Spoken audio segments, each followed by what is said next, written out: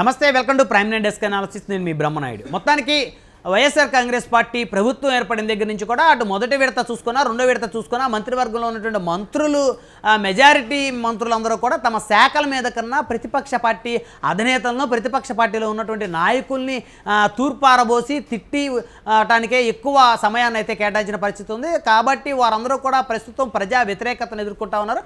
వారందరూ కూడా రానున్న ఎన్నికల్లో వైఎస్ఆర్ కాంగ్రెస్ పార్టీ అధిష్టానమే వారికి టికెట్లు కేటాయించడానికైతే నిరాకరిస్తున్నటువంటి పరిస్థితులు కనపడతా ఉన్నాయి. అటు పేర్నాని చూసుకున్నా, అంబటరాంబాబు చూసుకున్నా, అదేవిధంగా గుడివాడ అమర్నాథ్ చూసుకున్నా, మంత్రి ఆర్కే రోజా చూసుకున్నా, మిగతా మంత్రులు ఎవరైతే ఉన్నారో ప్రజా వ్యతిరేకత ఎదుర్కొంటున్న మంత్రులు వారందరూ కూడా గతంలో జనసేన అధినేత, టీడీపీ అధినేత మీద పెద్ద ఎత్తున విమర్శలు చేయడానికి మాత్రమే వారి సమయాన్నంతా కూడా వెచ్చించారే కానీ ఏ రోజు కూడా ప్రజలకు ఉపయోగపడేటువంటి కార్యక్రమాలు కానీ ప్రభుత్వంలో ఉండి ప్రజలకి ఉపయోగపడే కార్యక్రమాలు చేయకపోగా ప్రతిపక్ష నేతల్ని తిట్టడంతో పాటు సమయం అంతా కూడా విపక్షాల మీద దుమ్మెత్తిపోయడం కోసమే వారు ఉపయోగించినటువంటి పరిస్థితి ఉంది సమయం అంతా కూడా. సో తద్వారా వారైతే ప్రస్తుతం అనేక మంది మంత్రులు, అనేక మంది సిట్టింగ్ ఎమ్మెల్యేలు అయితే ప్రజల దగ్గర నుంచి అయితే కాస్త వ్యతిరేకత ఎదుర్కొన్నారు. కాబట్టి వైకాపా అధిష్టానం సైతం కూడా వారందరినీ దూరం పెట్టింది. వారిలో ప్రముఖంగా చూసుకుంటే రోజా ఎవరైతే నగరం నుంచి 2 సార్లు ఎన్నికయ్యారో వైఎస్ఆర్ కాంగ్రెస్ పార్టీ నుంచి, ప్రస్తుతం ఆవిడ మంత్రిగా వ్యవహరిస్తూ ఉన్నారు.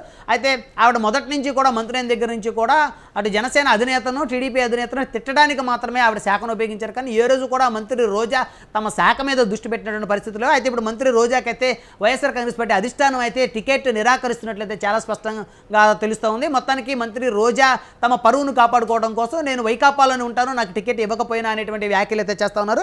టికెట్ రాకున్నా జగనన్న వెంటే ఉంటాను అనేటువంటి వ్యాఖ్యలు చేశారు. వచ్చే ఎన్నికల్లో తమకు టికెట్ రాదంటూ ప్రతిపక్షాలు చేస్తున్న ప్రచారంపై మంత్రి ఆర్కే రోజా మండిపడ్డారు. ప్రభుత్వ కార్యక్రమాలు ఏవి జరిగినా ముందు వరుసలో ఉండేది నేనే, ఎన్నికల్లో ఖచ్చితంగా పోటీ చేస్తా, జగన్ మాటే శిరోధార్యం, నేను జగనన్న సైనికురాలని, సీటు ఇవ్వకున్నా ఆయన వెంటే ఉంటా, జగన్ కోసం ప్రాణం ఇవ్వడానికైనా సిద్ధంగా ఉంటా, మిషన్ 2024లో 175లో నుంచి 175 భాగం అవుతా అని స్పష్టం చేశారంటే వైనాట్ 175 అనేటువంటి ఒక వాయిస్ ఏదైతే జగన్మోహన్ రెడ్డి తెర మీదకు తీసుకుని వచ్చారో 175 గెలిచేటువంటి దాంట్లో తాను భాగస్వామ్యం అవుతానని, తనకు టికెట్ రాకపోయినా జగనన్న వెంటే ఉంటానంటూ రోజా వ్యాఖ్యలు చేశారు. అయితే మొత్తానికి ఇక్కడే రోజా డైలమాలో పడ్డట్టయితే తెలుస్తూ ఉంది.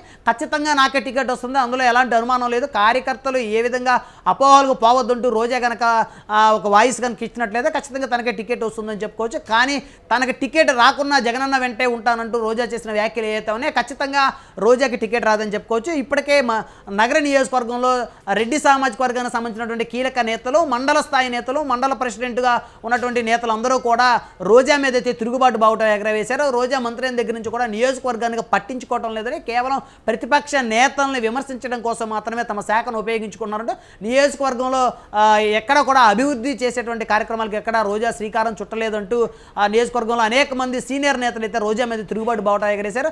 ఈ పరిస్థితులన్నీ కూడా సమీక్షించుకున్నటువంటి వైఎస్ఆర్ కాంగ్రెస్ పార్టీ అధిష్టానం నగరంలో మంత్రి రోజాకైతే టికెట్ నిరాకరిస్తున్నట్లయితే తెలుస్తోంది.